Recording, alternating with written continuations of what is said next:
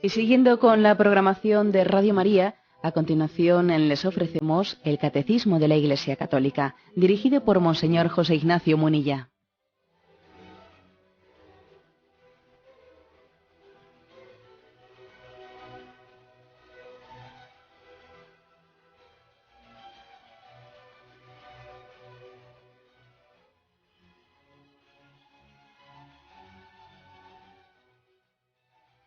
Un cordial saludo a todos los oyentes de Radio María. Un día más, con la gracia del Señor, proseguimos el comentario del Catecismo de nuestra Madre, la Iglesia.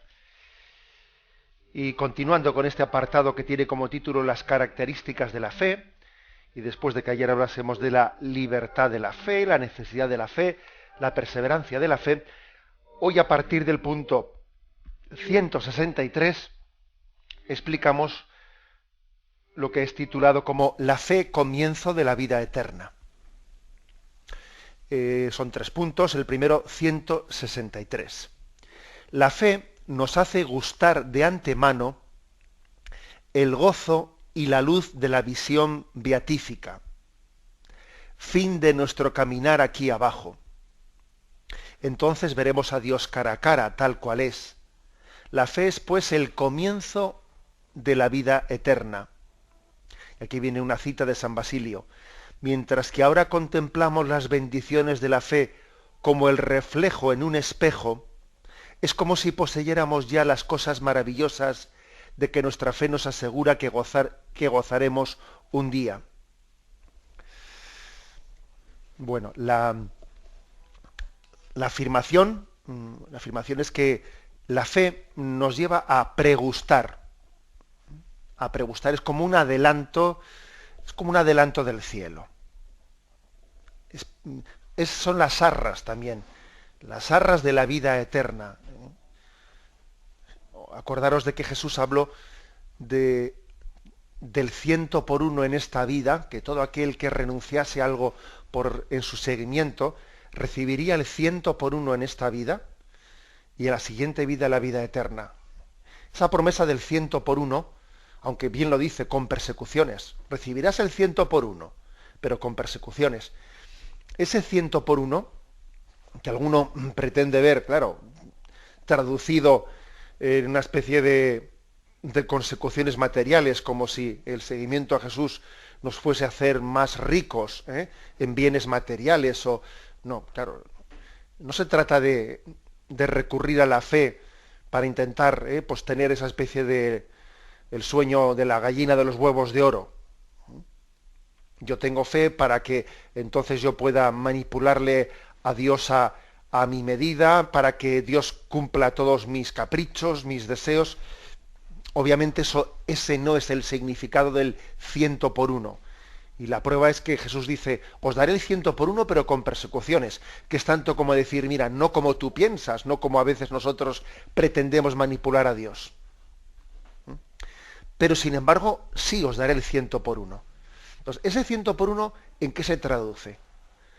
Hombre, ciertamente en muchas cosas, y además nosotros no, cada uno tiene con Dios Dios tiene para con cada uno de nosotros un designio particular que no podemos inventariar, ¿no? ¿En qué se traduce el 100 por 1? Pero sí me atrevería a decir que una de las traducciones principales de ese 100 por 1 es el gozo y la alegría que da la fe.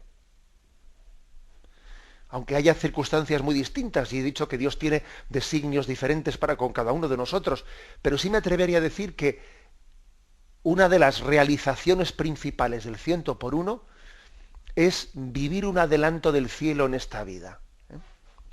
La vida eterna, que es gozo y alegría plena, tiene un adelanto en el gozo y la alegría con la que vivimos la confianza y la esperanza en Dios. Igual que la condenación eterna, que es el sufrimiento de quienes han dado la espalda definitivamente, ¿no? Pues a la luz de Dios, suele estar también adelantada en esta vida, pues con una amargura propia de que quien se cierra al amor de Dios se suele amargar y además tiende a amargar a los que le rodean. Bueno, pues ese es un don muy grande, el pregustar. La fe Entendida la fe, como dije en programas anteriores, no como una fe aislada de la esperanza, o de la caridad, sino entendida la fe como una fe viva, ¿no? La fe no es una abstracción. La fe no es creer en las teorías. No, la fe, decía el beato Newman, que la fe no es una abstracción, que tiene corazón, que tiene sangre, que tiene nervios. Bueno, en esa expresión de Newman, la fe tiene corazón, tiene sangre, tiene nervios. Estamos hablando de que la fe me lleva a gozar de la vida, me lleva a esperar en ella, me lleva a vivir la historia de mi vida, incluso una historia dura, pero vivirla con confianza, vivirla con esperanza. Es, por lo tanto, un pregustar. Y la vida eterna comienza aquí ya, en la vivencia de la fe que tenemos. También es una expresión muy famosa del beato Newman, que recuerdo haberla utilizado en este programa, pues cuando hemos explicado el tema de la gracia y el tema de la Eucaristía. Esa expresión que tiene diciendo, la gracia de Dios es el cielo en el exilio, es la visión de Dios en el exilio. Y la visión de Dios, o el cielo, es la gracia en casa. Y recuerdo haber utilizado yo esta expresión, por ejemplo, con la Eucaristía, ¿no? La Eucaristía es como el cielo en el exilio. Y el cielo es como la Eucaristía en casa. Bueno, pues apliquemos esta misma expresión del beato Newman a la fe. Mira, la fe es como el cielo en el exilio. Es como un pequeño adelanto del cielo. Y el cielo será la fe en casa, donde ya no necesitaremos la propia fe, sino que la fe se tornará, se transformará en visión de Dios, en gozo pleno de Él. Bueno, esta es, por lo tanto, la conexión muy viva y muy directa que existe entre fe y visión. Entre fe y visión hay una conexión, una hilazón que se tiene que traducir entre alegría, esperanza y gozo eterno del cielo. Si la fe es el adelanto de la visión de Dios, la alegría de nuestra vida, el gozo de nuestra vida, tiene que ser el adelanto de la felicidad eterna en el cielo. O sea, se nos tiene que notar, para entendernos, se nos tiene que notar con una actitud, digamos, transfigurada. Se transfigura. Recordad ese pasaje de Jesús en el monte Tabor, en el que su rostro se transfiguraba, es decir, estaba como dejando traslucir lo que dentro de él estaba, ¿no? Es decir, la persona del Verbo, la divinidad de Jesús se trasluce a través de su humanidad. Bueno, pues lo mismo la fe nos tiene que dejar a traslucir lo que anida en nosotros, es la esperanza del cielo. Recuerdo que cuando éramos pequeños nos enseñaron pues, que los cuerpos, en su relación con la luz, se dividen en cuerpos transparentes, traslúcidos y opacos. Cuerpos transparentes son aquellos que dejan pasar plenamente la luz, ¿no? Los traslúcidos, bueno, son los que dejan pasar la luz en parte, pero no se llega a ver plenamente la figura. Y los opacos, pues son los que no dejan pasar ni la luz ni nada, ¿no? Bueno, pues, fijaros, la fe es traslúcida y en el cielo será transparente. En el cielo veremos a Dios tal cual es. En esta vida no le vemos tal cual es, pero sí que la fe nos permite que pase su luz, aunque Él no le vemos permanentemente. Por ejemplo, cuando a veces nos quejamos de que en esta vida pues, hay muchas nubes, en el sentido de que hay muchas cosas que nos impiden ver a Dios, hay muchas cosas que nos atormentan, hay muchas nubes, ¿no? Sí, pero ojo, hay muchas nubes que te impiden ver las estrellas, que te impiden ver el cielo, pero la luz pasa. Tú las nubes que ves, esas nubes es verdad que te impiden ver pues el cielo, te impiden ver los aviones, las aves, pero sí que por lo menos pasa la luz y sabes que es de día. Algo así pasa con la fe. La fe no impide que haya sufrimientos, la fe no impide que haya oscuridades y que haya pruebas, pero por lo menos la fe deja pasar la luz. Y entonces esa luz que nos deja pasar nos lleva a intuir que por encima de las nubes está el sol. Las nubes me podrán impedir ver el sol, pero no pueden impedir que pase su luz. A veces más, a veces menos, pero pasa la luz, ¿no? Bueno, pues esta es imagen, este es, digamos, un ejemplo de lo que es la fe. Que aquí el catecismo la define como comienzo de la vida eterna. Comienzo de la vida eterna que se trasluce en la vida de gracia. La vida de gracia que nos está permitiendo ya adelantar, tener un pequeño adelanto del cielo. Hay dos textos, 1 Corintios 13, 12, lo leo con unos versículos anteriormente para que podamos ver su contexto. Dice, porque parcial es nuestra ciencia y parcial nuestra profecía. Cuando vendrá lo perfecto, desaparecerá lo parcial. Cuando yo era niño hablaba como niño, pensaba como niño, razonaba como niño. Al hacerme hombre, dejé todas las cosas de niño. Ahora vemos en un espejo, en enigma. Entonces veremos cara a cara. Ahora conozco de un modo parcial, pero entonces conoceré como soy conocido. Ahora subsisten la fe, la esperanza y la caridad, estas tres. Bueno, es curioso que el tipo de comparaciones que utiliza Pablo, ¿no? Como diciendo, primero, la fe es parcial, me permite conocer a Dios parcialmente, pero en la visión lo veré completamente, lo veré perfectamente. Fíjate, dice, porque parcial es nuestra ciencia y parcial nuestra profecía. Cuando vendrá lo perfecto, desaparecerá lo parcial, es decir, la fe va a desaparecer. En el cielo no hará falta la fe. Y luego compara la fe al niño, al conocimiento del niño. Cuando yo era niño, hablaba como niño, pensaba como niño, razonaba como niño. Al hacerme hombre dejé todas las cosas del niño. En el cielo, en ese sentido, dejaremos de ser niños en el sentido negativo de la palabra. Ya hemos crecido en el conocimiento.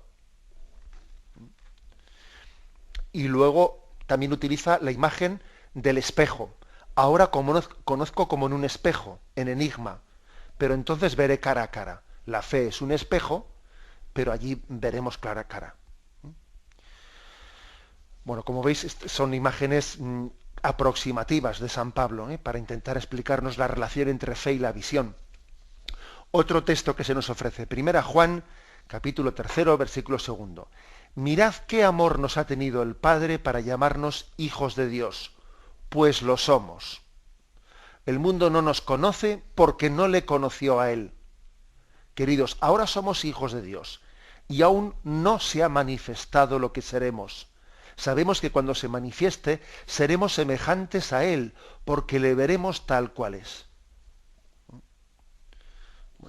Es decir, somos hijos de Dios, pero todavía el conocimiento, la fe, por la fe sabemos, ¿no?, que tenemos esta filiación en nuestra vida, pero nos vamos a quedar asombrados.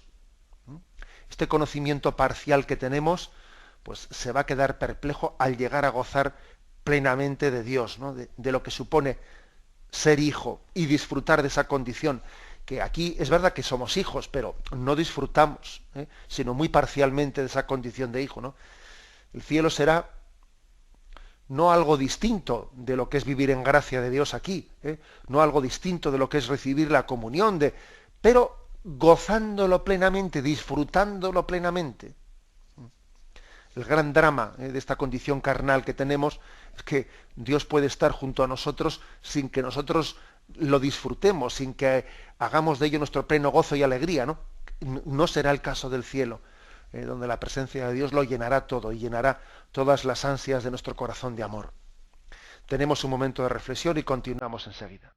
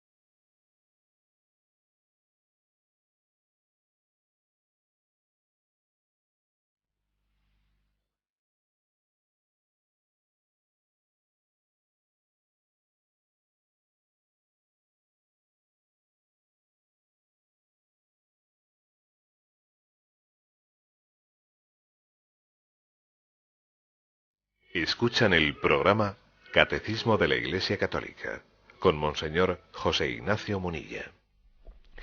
Pasamos al punto 164. Dice así: ahora sin embargo caminamos en la fe y no en la visión, y conocemos a Dios como en un espejo, de una manera confusa, imperfecta. Luminosa por aquel en quien cree, la fe es vivida con frecuencia en la oscuridad. La fe puede ser puesta a prueba. Bueno, luego seguimos leyendo. Una pequeña aclaración. Esos ejemplos que pone San Pablo de que la fe es como un espejo en el que vemos de una manera confusa, igual sí que conviene una pequeña aclaración histórica. Y es que, claro, estamos hablando de que los espejos de hace 2000 años no son como los espejos de ahora. Uno ahora en un espejo ve perfectamente. Los espejos actuales, bueno, pues reflejan perfectamente la figura. Bien, pero cuando San Pablo habla, pues lo que entonces se entendía por un espejo, en un espejo se reflejaba la imagen, pero se deformaba mucho. Los espejos de aquel tiempo, pues no eran ni remotamente como los de ahora. Por eso San Pablo dice que vemos de una manera confusa, imperfecta, ¿no? Por eso me ha parecido también conveniente utilizar esa otra imagen distinta que os he utilizado, la imagen de los cuerpos que son transparentes, el cristal es transparente, los cuerpos translúcidos, o los cuerpos opacos. La fe se asemeja al cuerpo translúcido, a ese tipo de cristales en los que se ve algo la figura, pero no se ve perfectamente, plenamente lo que está al otro lado. Bueno, esta pequeña aclaración es porque igual a alguno le llama la atención que San Pablo diga, se ve como un espejo de manera confusa. Hombre, en los espejos no se ve de manera confusa. Bien, vale. Él hablaba, estamos ante un escrito de un tiempo en el que el espejo no tenía la claridad de visión que tiene hoy en día. Bueno, como en un cristal translúcido, para entendernos, como en un cristal translúcido. Lo que afirma este punto con respecto al anterior, lo que le añade, es que la fe es vivida con frecuencia en la oscuridad. Es verdad que la fe es un adelanto del cielo, es verdad que en la fe estamos pregustando el cielo, pero también tenemos que poner los pies en el suelo, porque es que la fe la solemos vivir en medio de oscuridades, en medio de pruebas. Y esto también forma parte de la fe. Y por eso la fe es meritoria porque uno la vive, pues la vive en medio también de luchas interiores. Una referencia muy clara y muy impresionante en nuestros días es pues ese conocimiento que hemos tenido de las pruebas y de las oscuridades interiores que tuvo la Beata Madre Teresa de Calcuta. Claro, de quien siempre habíamos visto nosotros pues su sonrisa, ¿no? Y luego después de su muerte, pues cuando se han publicado las cartas que ella se cruzó con su director espiritual, hemos conocido que la Madre Teresa de Calcuta vivía su fe, pero también en medio de muchas oscuridades, en medio de muchas desolaciones, de muchas pruebas interiores, en las que veía muy poquita luz, pero ella seguía perseverante, ¿no? Por eso San Pablo sentenció esa famosa frase que dice, el justo vivirá de la fe, que está en Romanos 1:17, que quiere decir que a veces caminamos con una fe que es una fe a palo seco, como se dice, una fe que es no llena de sentimientos. A veces, claro, es muy bonito cuando la fe está acompañada de sentimientos en los que uno percibe a Dios muy cercano, en que parece que lo puede tocar, siente, se emociona por la presencia de Dios. Pues estupendo, ¿no? Pero no siempre es así. A veces la fe es seca. A veces uno está rezando y no siente lo que está diciendo. Le suena como, o sea, lo percibe como abstracto. Sí, cree que Dios está ahí, pero enseguida su sensibilidad no le atrae, le atraen más otras cosas, le atrae más. Uno de los dramas que tenemos es que, aunque por la fe sabemos que Dios es lo más importante, luego resulta que en nuestra afectividad y en nuestros sentimientos nos resulta mucho más atrayente, pues mira, la televisión. Y dice, pero ¿cómo es posible que me atraiga más la televisión que el sagrario? Si yo sé perfectamente por la fe que en el sagrario se esconde lo único importante, que es Jesucristo, y la televisión es la caja boba, que es una estupidez. Yo lo sé, pero me atrae más la televisión que el sagrario. Bueno, pues he aquí una de las pruebas tan duras de, claro, que la fe la vivimos sin el sentimiento. No siempre está acompañada del sentimiento. Desde luego, claro, es un regalo muy grande cuando la fe pues tiene consolaciones interiores y cuando, por ejemplo, nos resulta, siguiendo el ejemplo anterior, cuando nos resulta mucho más atrayente el sagrario, ¿no? En ese caso es muy fácil vivir la fe.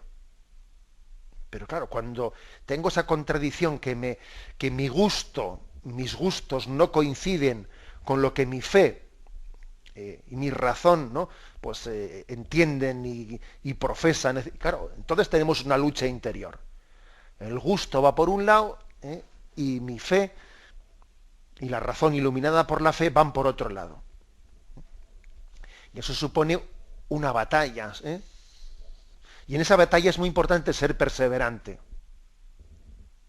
Ser perseverante, porque en las pruebas uno tiene la tentación de abandonarlas. Pero fíjate, Dios permite la prueba porque sabe que de ella podemos salir purificados. Y lo más oscuro, se dice, ¿no?, que lo más oscuro de la noche suele estar a pocos minutos de la aurora. Poco antes de amanecer es cuando suele estar más oscuro. Luego, ten perseverancia cuando tengas un momento de prueba dura, porque en pocos minutos amanecerá, ¿no? Vives una noche oscura en la que tu fe parece que no deja pasar luz, pero ten confianza, porque al poco tiempo amanecerá, ¿no? Y está claro que no se puede llegar al alba sin pasar por el sendero de la noche.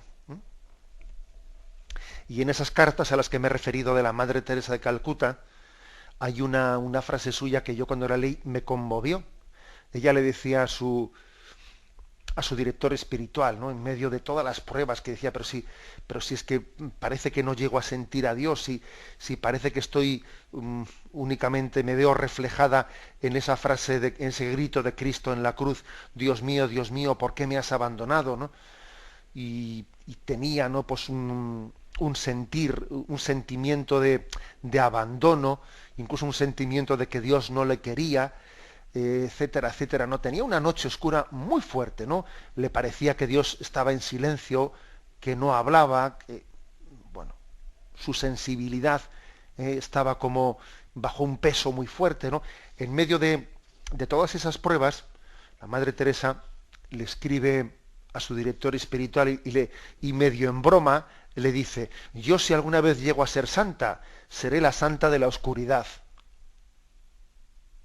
Es impresionante, que la Madre Teresa le dijese eso así medio en broma. Ella no se imaginaba que iba a ser santa de verdad, pero además no únicamente de la oscuridad, no, sino también de la luz, porque el rostro de la Madre Teresa, siempre sonriente, pues es un rostro de alguien que sufre, porque además a la Madre Teresa en su sonrisa también se le notaba que era una sonrisa que había asumido mucho dolor, y no solo, y ahora vemos que no solo por los sufrimientos que ella había visto en la vida, sino por los que dentro de ella también padecía.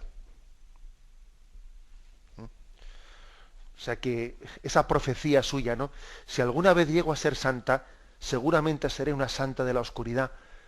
Bueno, pues es hermoso comprobar cómo ella es una santa tan, entre comillas, moderna. Y digo moderna porque nos enseña a ser fieles en las pruebas, fieles en los momentos de oscuridad, que lo típico de esta generación nuestra es que no somos perseverantes cuando pintan bastos, es decir, no somos perseverantes cuando hay pruebas. Nuestra generación es una generación inconstante, que no sabe perseverar, no sabe agarrarse a la cruz, que en cuanto vienen pruebas enseguida abandonamos. Es tan importante abrazarse a la cruz en el momento de las pruebas y no desesperarse y no tirarlo todo por la borda. Es decir, la fe nos enseña también a abrazarnos a la cruz en el momento de la prueba. La famosa frase esa de San Ignacio de Loyola. En tiempos de turbación no hagas mudanza. Mira, agárrate a la cruz y quieto parado. No te dejes ahora arrastrar, como estás en un momento de oscuridad, como estás en un momento de prueba, lo abandono todo, quieto parado. En tiempos de turbación no hagas mudanza. En tiempos de prueba abrázate a la cruz y no salgas corriendo. Y haz más oración que nunca. Tienes la tentación de dejarlo todo, ¿no? Pues de dejar de ir a la Eucaristía, de dejar de rezar. Pues nada, pues lo contrario. Haz más oración, abrázate más a la cruz, que es la manera de pasar la tormenta, no salir corriendo, sino más bien ser firme en medio de la prueba. Y continúa diciendo, el mundo en que vivimos parece con frecuencia muy lejos de lo que la fe nos asegura. Las experiencias del mal y del sufrimiento, de las injusticias y de la muerte, parecen contradecir la buena nueva. Pueden estremecer la fe y llegar a ser para ella una tentación. Todos los males, ¿no?, que vemos en el mundo, tantos males, tantos sufrimientos, y a veces los sufrimientos son muy duros, ¿no? Cuando vemos el sufrimiento de los inocentes, cuando vemos el sufrimiento de personas muy queridas por nosotros, pues nos puede llegar a ser escandaloso. Pero Dios mío, pero ¿cómo permites esto, no? ¿Cómo Dios permite el sufrimiento de seres tan queridos para nosotros? Una madre que ve sufrir a su hijo, etcétera, ¿no? Pueden ser momentos en los que nuestra fe se tambalee, ¿no?, en los que sea puesta a prueba. Y sin embargo, yo me remito a lo que he dicho antes, ¿no?, que lo más oscuro de la noche suele estar a pocos minutos del alba, de la aurora. O sea, que cuanto más dura es la prueba, más hay que abrazarse a la fe esperando la manifestación de la luz de Dios. No es el momento de huir, no es el momento de apostatar, sino todo lo contrario. Fijaros, además, el mal del mundo, curiosamente, a algunos les escandaliza y les aleja de la fe. Y a veces a otros no, pues el mal del mundo les hace abrazarse a la cruz y comprenderle a Cristo, porque también Cristo padeció el mal del mundo y abrazó la cruz, su cruz, ¿no?, como instrumento de salvación. Luego es curioso, ¿no?, que el mal tiene esa ambivalencia. En el plan del demonio nos aparta de Dios, y el mal en el plan de Dios, el plan del demonio es que el mal nos aparte, pero Dios permite el mal para que sea ocasión de abrazarnos a la cruz y acercarnos a Él. Luego son dos estrategias totalmente distintas. Dos estrategias totalmente distintas. Y la clave está en cómo yo me posiciono ante ello. Yo siempre he dicho que una de las experiencias que tiene el sacerdote, conociendo una y otra alma de una persona, conociendo una y otra familia, es que te das cuenta que la clave no está en el tamaño de la cruz, en el peso de la cruz, sino en tu actitud ante ella. Porque te llama la atención entrar en una casa y ver que hay cruces, objetivamente hablando, muy gordas, muy fuertes, pero que son sobrellevadas de una manera admirable, ¿no? Pues con una capacidad de abrazarla y tirar para adelante, pues que te quedas conmovido, ¿no? Sin embargo, vas a otras casas, vas a otros hogares en donde ves que hay cruces que, objetivamente hablando, pues son, muchísimo más pequeñas. Pero sin embargo, bueno, pues hay personas que se agobian con ellas y todo me pasa a mí, porque todo no sé qué, y uno dice, bueno, pero si es que tu cruz, comparando con la del tercero izquierda, es mucho más pequeña, y tú que vives aquí en el tercero derecha te ahogas en un vaso de agua. O sea que al final la cuestión no está en el tamaño de la cruz, en el peso de la cruz, en cuántos centímetros mide mi cruz o la tuya, sino en mi actitud ante ella. Y esto lo vemos, lo vemos, por ejemplo, que los pobres del mundo, aquellos que vemos que padecen cruces impresionantes, ¿no?, pues en desastres naturales, que muchas veces se suelen cebar en los países más pobres, que quizás también sea una de las explicaciones, ¿no?, de la pobreza de estos países, que padecen terremotos, que padecen sequías, padecen tal, ¿no? Y uno dice, pero bueno, y esta gente en medio de esas pruebas tan grandes, luego viven en una confianza en Dios y un abandono en Él, que te quedas perplejo, ¿no? Pues como vimos, por ejemplo, en Haití, como vimos en otros lugares, dice, bueno, pero si esta gente se confía en Dios en medio de la cruz, ¿no? La cruz, lejos de apartarle de Dios, todavía le acerca más. Y nosotros, sin embargo,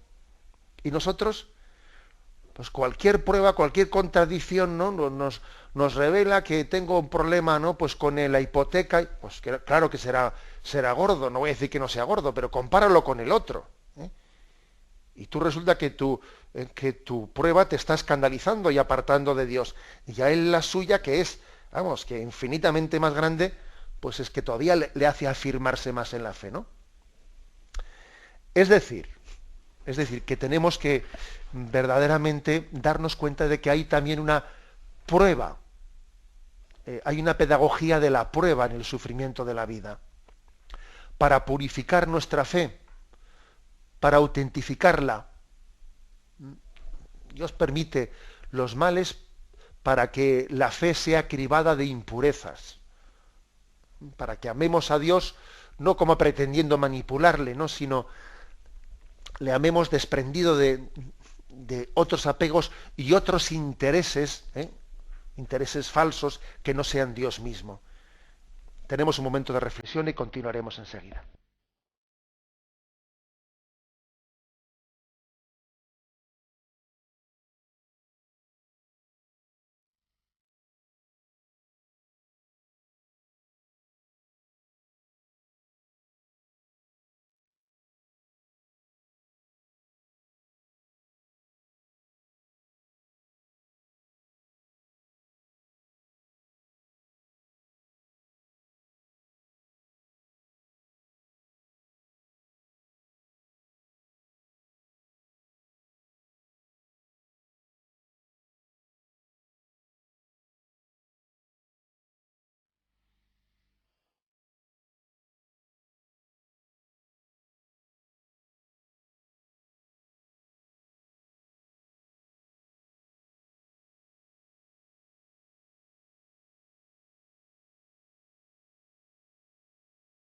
Continuamos en esta edición del programa, concluyendo el apartado La fe, comienzo de la vida eterna. Nos falta el punto 165.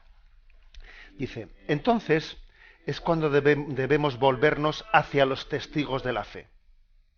Está hablando entonces en los momentos de prueba, cuando la fe es purificada en medio de las pruebas.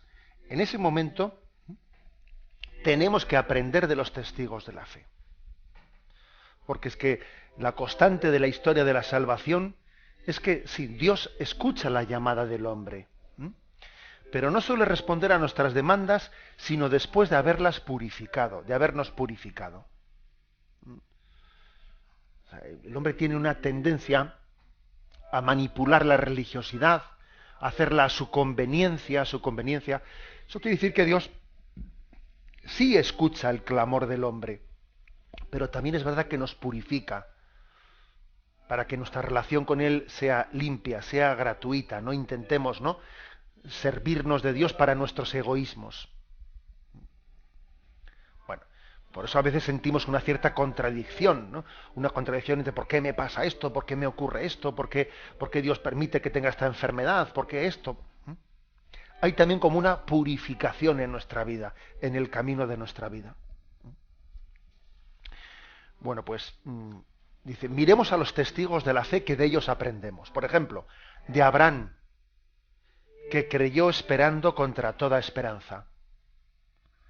De la Virgen María, que peregrina en la fe. Llegó hasta la noche de la fe, participando en el sufrimiento de su Hijo y en la noche de su sepulcro. Ahora, nosotros de la Virgen María solemos ver pues únicamente la faceta gloriosa, Bueno, pero también veamos la otra faceta, la prueba que María tiene como peregrina de la fe. Y como peregrina de la fe también ella tuvo que vivir muchas oscuridades, porque la fe tiene sus oscuridades, y eso que ella no tenía pecado.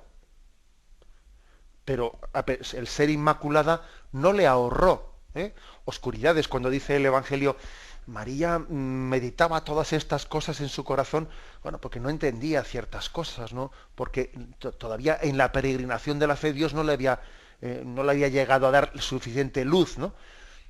María meditaba lo que su hijo le había dicho, ¿no? Eso de, ¿por qué me buscabais? ¿No sabíais que tenía que estar en la casa de mi padre? Dice, pero este hijo, ¿qué cosas me hace? ¿Qué cosas hace este hijo? Y bueno, y especialmente en la prueba, en esa profecía que se le dice a María, una espada te traspasará el corazón. La prueba mayor que María ha vivido es, bueno, pues que su hijo sea sacrificado por la salvación del mundo, y que ella tenga que vivir eso, o sea, lo tenga que vivir. Dios le ha ido purificando, la ha ido preparando, digamos mejor, porque la palabra purificación podía hacer referencia a que ella tuvo pecado, no, le ha ido preparando, le ha ido madurando, hasta el punto de que ella puede participar junto con su Hijo Jesús en la entrega de su vida. María no solo asistió, ¿no?, pues a la pasión de su Hijo como quien asiste a una injusticia, sino también asistió animándole a su Hijo a entregar su vida por la salvación del mundo.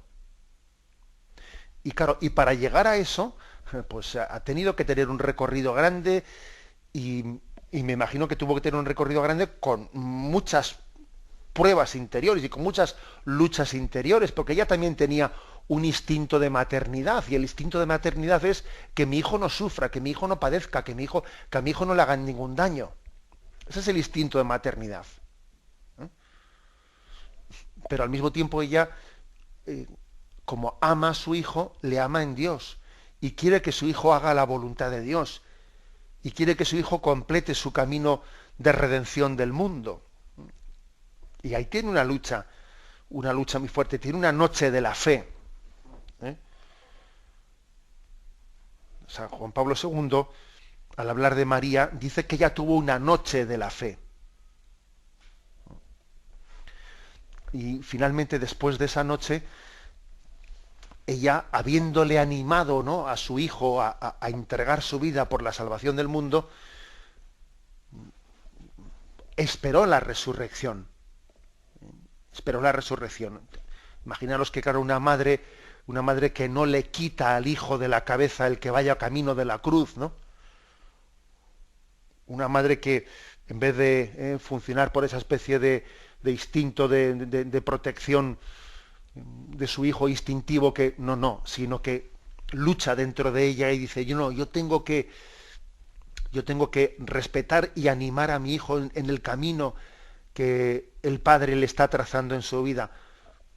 Bueno, pues me imagino que tendría fruto de eso luchas interiores, ¿no? Mi hijo ha muerto, y yo no me he rebelado, y yo aquí permanezco confiando en este plan, ¿no? Pero este plan, bueno, pues María confió y María esperó. Y fue la única que ese sábado santo permaneció en la esperanza plena de que el plan de Dios se iba a cumplir en su hijo. Y yo me imagino que a veces diría, pero bueno, yo podría tener la tentación de ser una falsa soñadora, una falsa soñadora. Me imagino que la tentación sería para ella la de rebelarse, la de desesperarse, la de sentirse fracasada, pero permanece esperando. O sea, tiene una gran noche en la fe, noche oscura en la fe.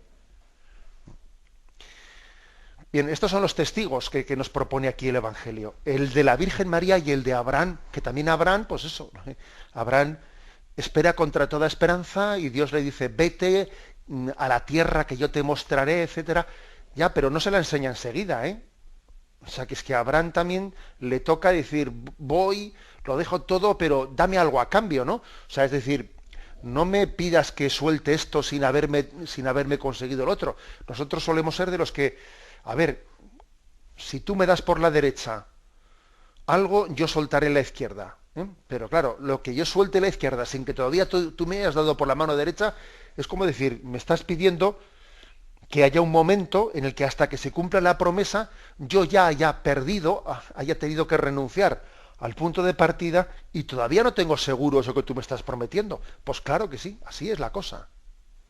Y Abraham marchó de la tierra en la que vivía y tuvo que tener todo tipo de pruebas sin poder ver, sin poder percibir plenamente el cumplimiento de esa promesa que Dios le hacía. Y esa promesa se ve cumplida en sus descendientes. Bueno, pues por eso se habla aquí de estos dos testigos, el de Abraham y el de la Virgen María, testigos en los que hay una noche oscura y esperan contra toda esperanza purificando su fe.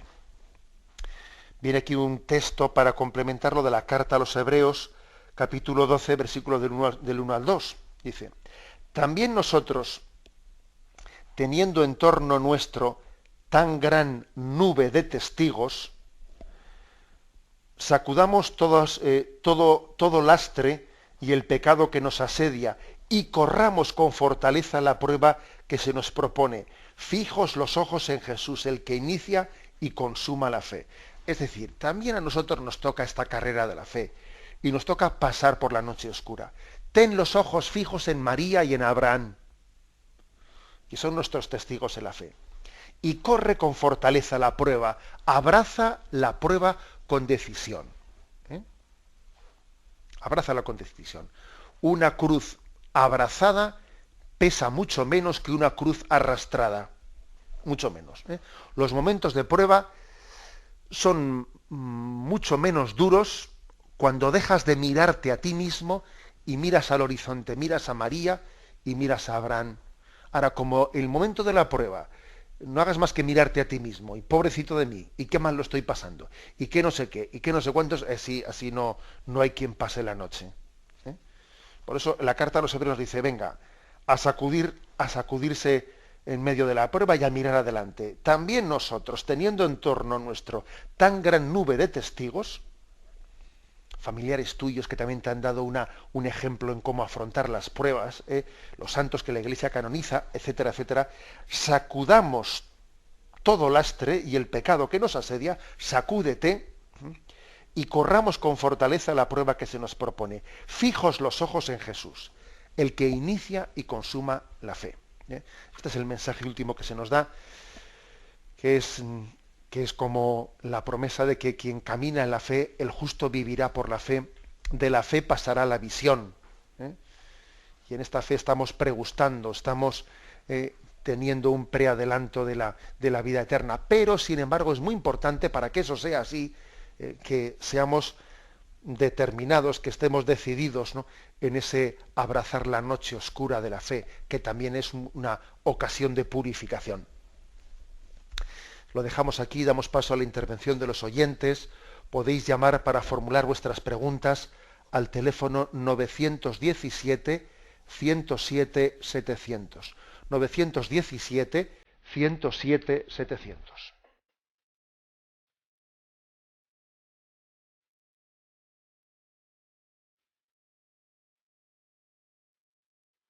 Radio María le ofrece la oportunidad de recibir en su casa sus programas favoritos.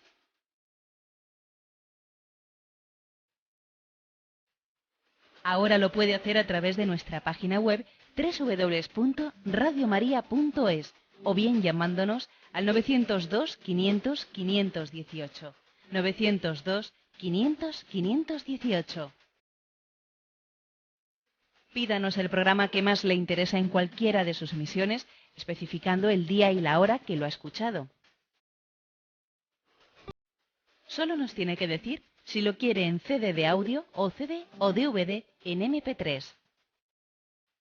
Haga su solicitud en el 902 500 518 y en www.radiomaria.es. Radio María, más cerca de usted.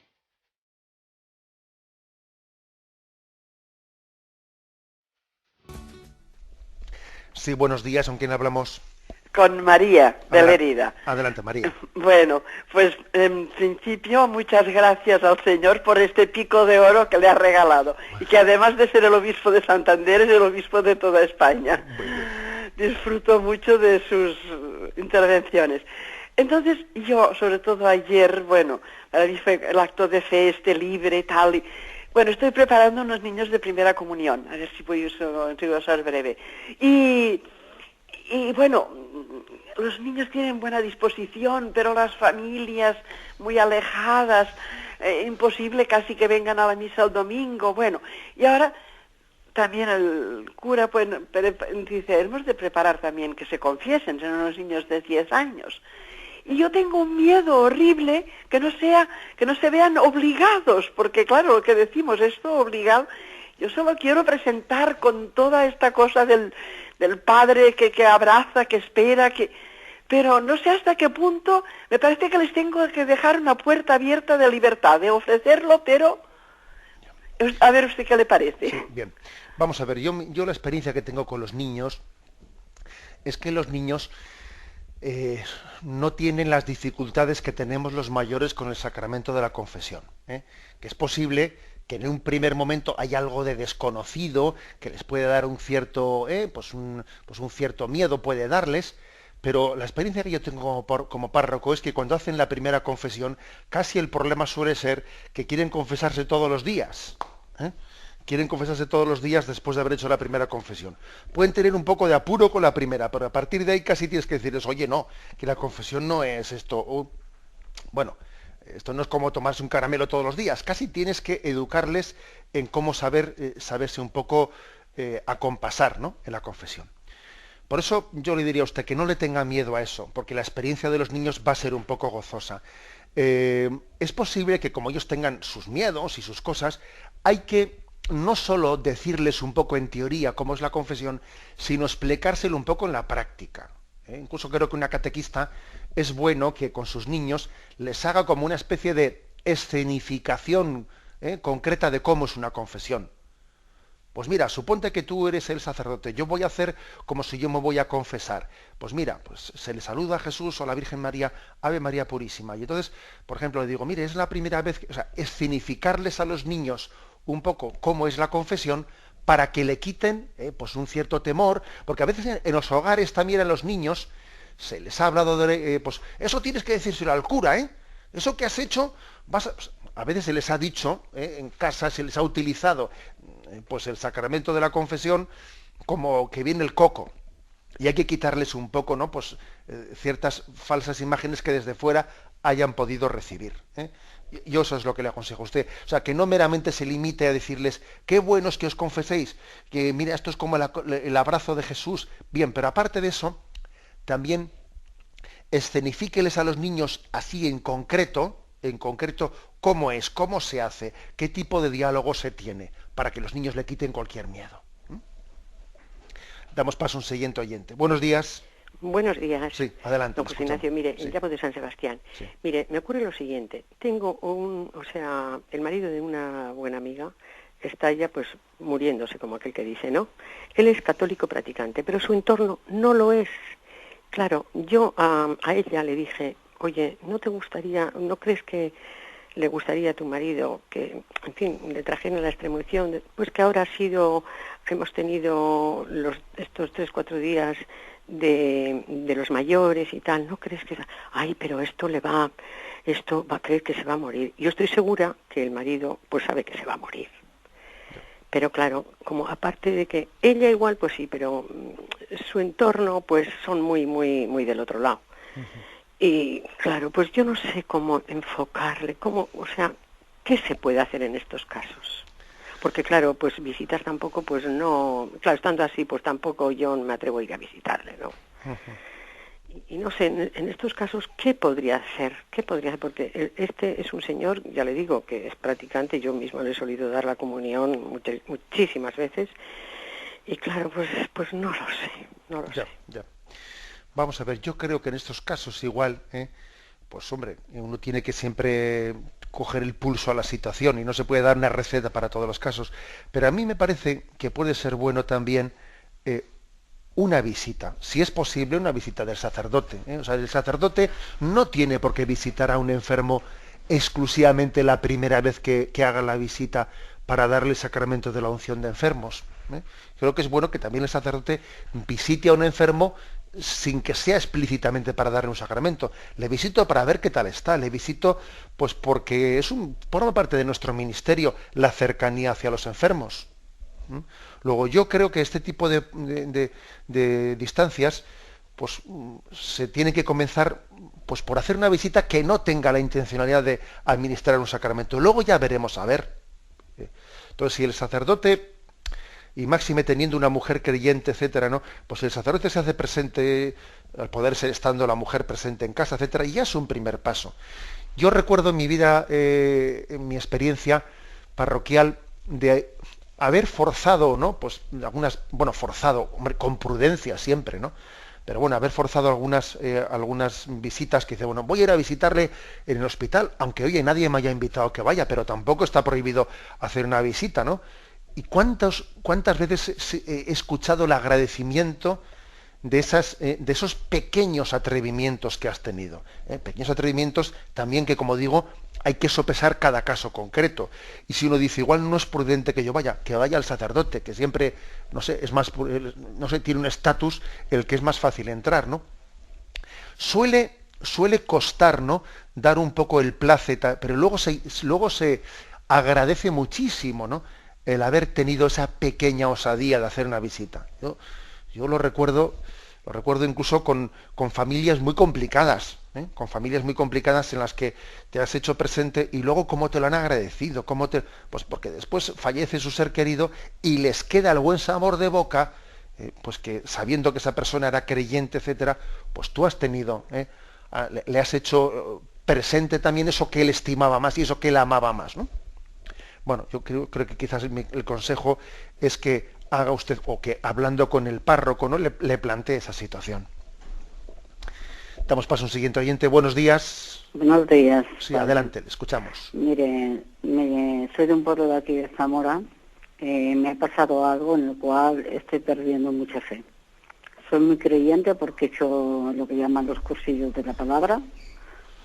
Sí.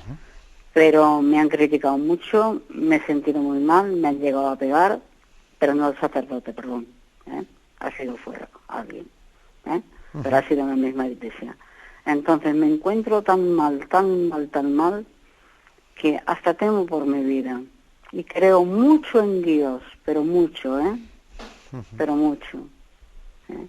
Doy gracias a Dios por todo lo que creo en Él, porque mis hijos me adoran, porque mis hijos me han llegado a decir, pon la otra mejilla, en vez de una, pon la otra, pero no soporto que dentro de la iglesia haya habido el escándalo que hubo.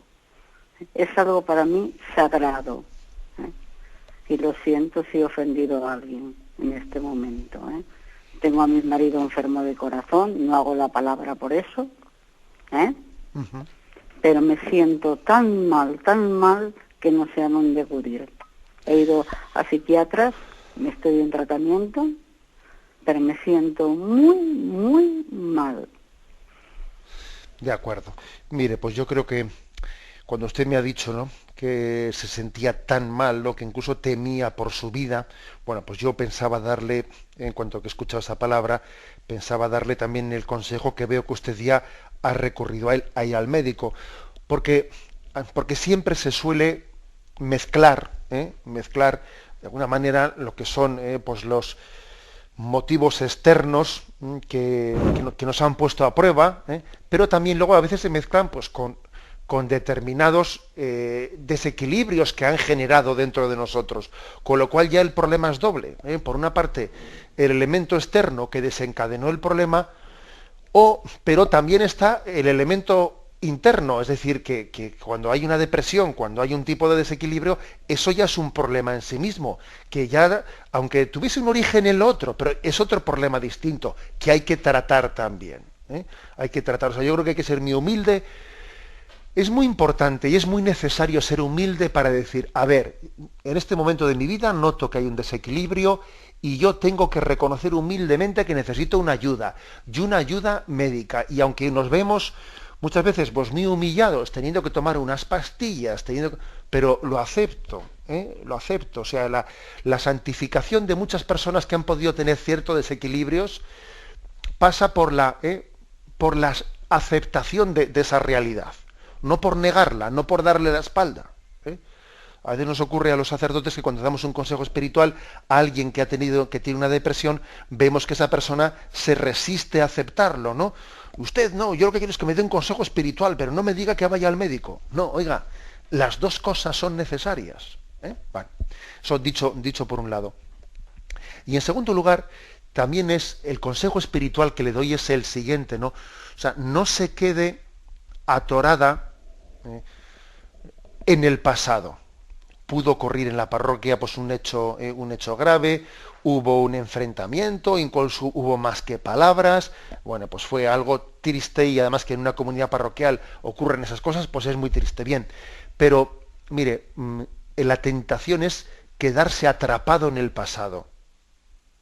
Quedarse atrapado en el pasado. Es decir, yo ahora voy a ver delante de Dios qué puedo hacer para que aquello que ocurrió, pues en cada encuentro que yo tenga, etcétera, yo pueda aportar mi granito de arena para la sanación de lo ocurrido.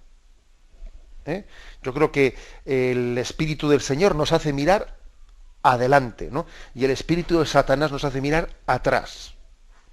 Luego, ofrézcale a la Virgen María, ¿no?, en cada encuentro, en cada ocasión que haya su granito de arena para mirar adelante. Creo que esa es la terapia, ¿no? No basta con diagnosticar el mal, hay que también darle, ¿no?, pues una esperanza, ¿no?, de sanación. La bendición de Dios Todopoderoso, Padre, Hijo y Espíritu Santo, descienda sobre vosotros. Alabado sea Jesucristo.